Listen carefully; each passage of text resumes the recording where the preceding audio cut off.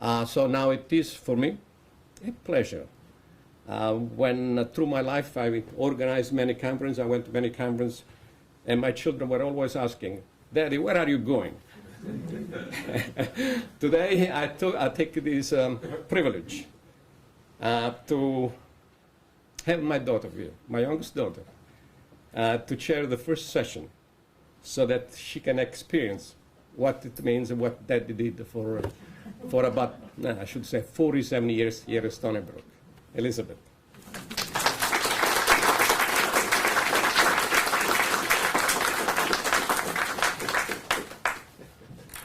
I should say that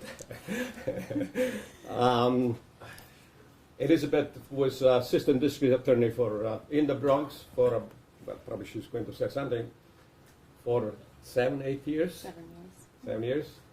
And now she's a law clerk of an incredible, outstanding judge. Good morning. Welcome to the first session of this wonderful conference, Remembering Justice Scalia. I have the honor and privilege to be the moderator of this first session. As a law clerk, I had read many of Justice Scalia's decisions because of my job, and while I may not have agreed with some of his decisions, they were always incredibly written, actually beautiful pieces, which is a compliment to him or maybe his law clerks, whoever did most of the writing. And it's a privilege to be able to moderate this wonderful conference. This morning we have 3 wonderful speakers: Jeffrey Segal, the chairperson of the Political Science Department at Stony Brook; Justice Gail Prudenti, the former chief administrative judge for the state of New York and the current executive director for the Center of Children, Families, and Law at Hofstra University Law School; and Justice John Ingram, a justice at Kings County Supreme Court. Now, our first speaker, Jeffrey Segal, is, as I said, works at SUNY Stony Brook. He's a SUNY Distinguished Professor and Chair of the Political Science Department. His teaching and research interests focus on the U.S. Supreme Court. He is one of the leading proponents of the attitudinal model of the Supreme Court decision-making. He has won a national award from the American Bar Foundation for innovative teaching on law and courts, a Greenbag Award for excellence in legal writing, and he has twice won the Wadsworth Award for a book or article that has a long-lasting influence on the field of law and courts. In 2011-2012, he served as visiting senior research fellow at Princeton University. In 2014-2015, he was named the Neeraj and Michael Shaul Fellow at the Institute for Advanced Study, Tel Aviv University. And in 2012, the American Academy of Arts and Science elected him as a fellow. So it's my privilege to introduce Jeffrey Segal.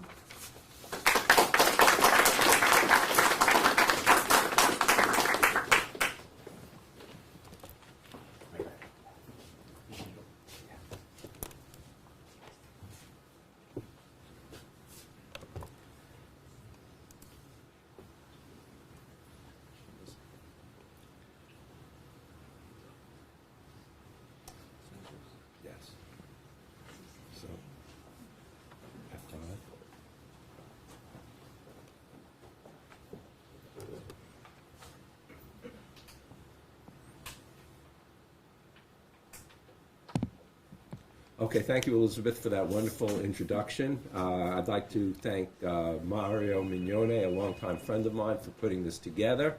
It's a great privilege to be here and to talk about Justice Scalia.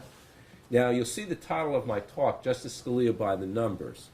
I'm going to give you a very quick background about political science. Political science, there are 2 different camps in political science. One is a very qualitative camp that would look at Scalia's opinions and sort of textual type analysis. The other camp, which is what our department has done so well, is a more quantitative, looking at empirical numbers and things like that. So I'm going to, that's where my research belongs, so I'm going to talk about that.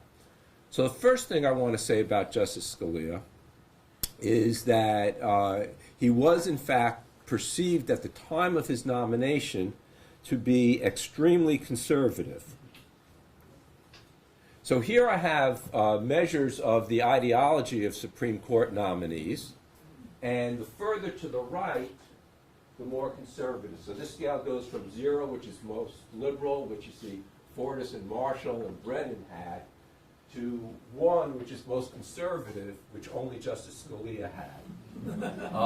So others were close, but these perceived ideology scores are based on newspaper editorials from a variety of prominent newspapers between the time of the nomination by the president and confirmation by the Senate. So that's his ideology. What about his voting behavior, which I'm going to talk about?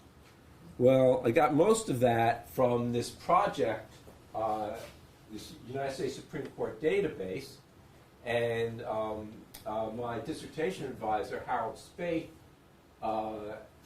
had originally created this database, and then we got a grant which he collected data from 1946 through the current term. We got a National Science Foundation grant, so those of you who pay federal taxes, thank you, to backdate it to 1791. So we now have a date. If any of you are interested, we have a database of every Supreme Court decision ever. So using that database, I was able to, among other things, look at the percent of time that Justice Scalia voted conservatively for each of his terms on the court. And as you can see, there's some fluctuation, and particularly at the end of the career, his conservatism seemed to wane quite a bit. Now, whether that would have lasted or not, we will never know. But there are a lot of ups and downs here. And then we can look at different issue areas. So this is the percent of the time he voted conservatively. And he was conservative in almost every issue area except federal taxation. Federal taxation, the conservative position is supporting the federal government in a tax case, and he was anti-tax. So as we judged ideology in tax cases, he was on the liberal side. So just to look at this in terms of a picture, we see that at the start of the 2015 term, only Justice Thomas was more conservative in his voting behavior than Justice Scalia. Now, we could talk about this later, but a lot of people think that Thomas just followed Scalia. I actually think there's pretty good evidence that it was the opposite, that Scalia, to a certain extent, followed Thomas.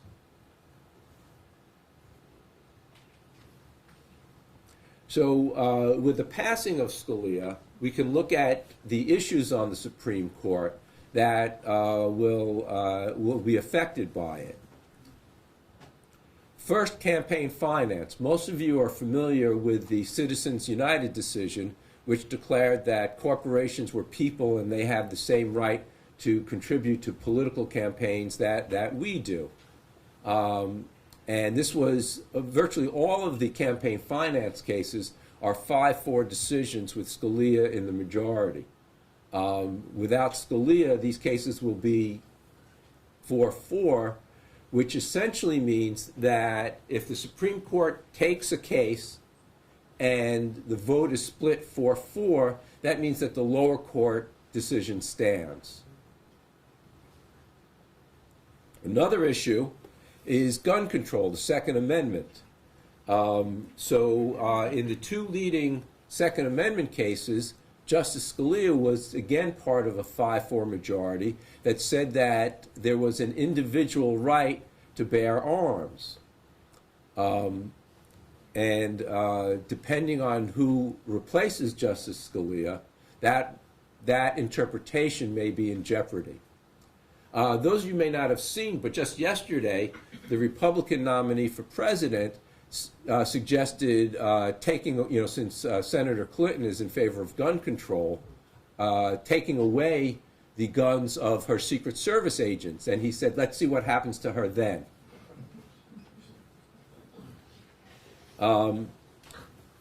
Also, affirmative action. I'll show you in a minute. This has been very hotly contested.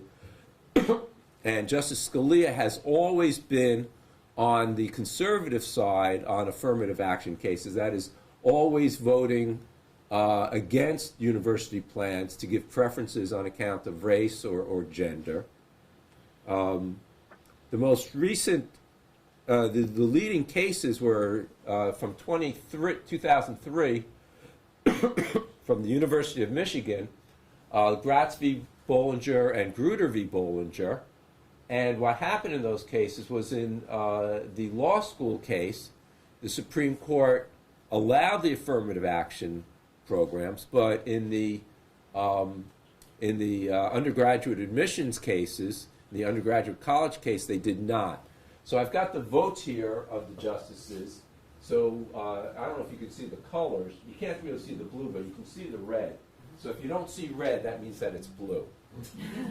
Now, my father was colorblind, so this would have been helpful for him.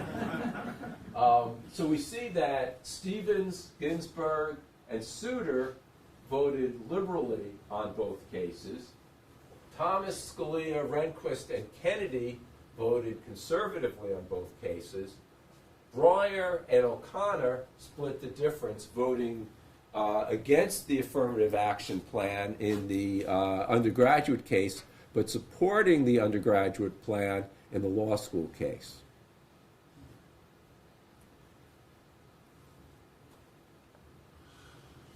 So does this, I was talking about ideology, does the ideology of the justices matter? Yes, and it matters enormously. Let me put up a scatter plot for you. So this is an array of the justices' ideology based on these newspaper editorials, and this is the percentage of the time that they voted conservatively. So what happened to the percent of time justices vote conservatively if they are more conservative ideologically? Does their conservative voting increase or decrease or stay about the same? It increases substantially. And for those of you with a little statistical background, the correlation here is about 0.79, which is enormously strong for a bivariate relationship. So there is a very strong relationship between the ideology of justices and how they vote once they're on the Supreme Court. Moreover, this relationship has gotten even stronger over time. If I show you, I'm going to put up now the justices who are on the 2014 term, and now the correlation is about 0.95. It's almost perfect prediction of the justices' behavior from a measure of their ideology. One final area to talk about where Justice Scalia has had a big impact is public employee unions. Anybody here who's a faculty member is a member of the United University Professions. And the Supreme Court heard a case this past term which was going to decide whether requiring mandatory union dues was a violation of the First Amendment rights of public employees. And that was the case of Friedrich v. California Teachers Association. So Friedrichs argued that, so what the Supreme Court had done in previous cases was declare that public employees could opt out of the percent of their dues that went to political activities. Well, guess what? The unions have accountants, and they put almost nothing into what they consider political activity. Everything is just for the benefit of all the members. So Friedrich said that all the costs of unions are political, and that employees should be able to opt out of all fees. Now, what would happen if public employees were able to opt out of paying all of their union fees? Huh? There wouldn't be any unions. Friedrich also said that it should be opt-in, not opt-out. So if you're familiar with behavioral economics, you'll know that one easy way to get people to, say, contribute more to their pensions is to have opt-out rather than opt-in. You make the passive choice the one that you want people to do. So you say people, okay, we're not gonna force you to contribute more to your pensions, but if you don't do anything, you're going to contribute more. If you want to contribute less, you have to go over and sign something. So he wanted it to be opt-in to pay union dues, not opt-out. The lower court, the district court ruled in California ruled for the California Teachers Association, as did the Court of Appeals. So when this case gets to the Supreme Court, the court is dealing with a lower court decision that had ruled in favor of the California Teachers Association and against Friedrichs. So that means that if there is, excuse me, that means that if there is a split vote, that decision remains the law of the land. So just some dates here that you don't really need to know. I'm not testing you on any of this. So the oral argument was on January 11th this year. And according to all of the reports on the oral argument, the Supreme Court was very, very hesitant about the position of the California Teachers Association. Scotus blog wrote that the liberals on the court, they had back and forth during the oral argument. They were arguing about the value of precedent. So there were precedents that said that the California Teachers Association was correct, not the correctness of the decision. And the Times and the Washington Post both said that there appeared very clearly to be a majority in favor of striking down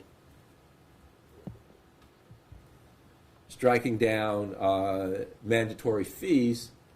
And then on February 13th of this year, we all learned that Justice Scalia passed away. Now, I have heard that the president of our union let out a cheer when he heard this, which of course is inappropriate. So it was interesting because before this happened, our union was being nice to all of us because they knew that if this case came down as everyone thought it would, that we would have the ability to just leave. But now that we don't have that ability to leave, they're back to being the way that they were.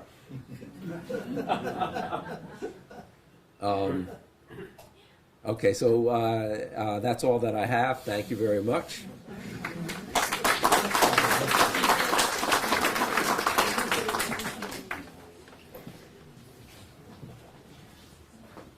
I think it'll be easier if any questions that we do it at the end of the session.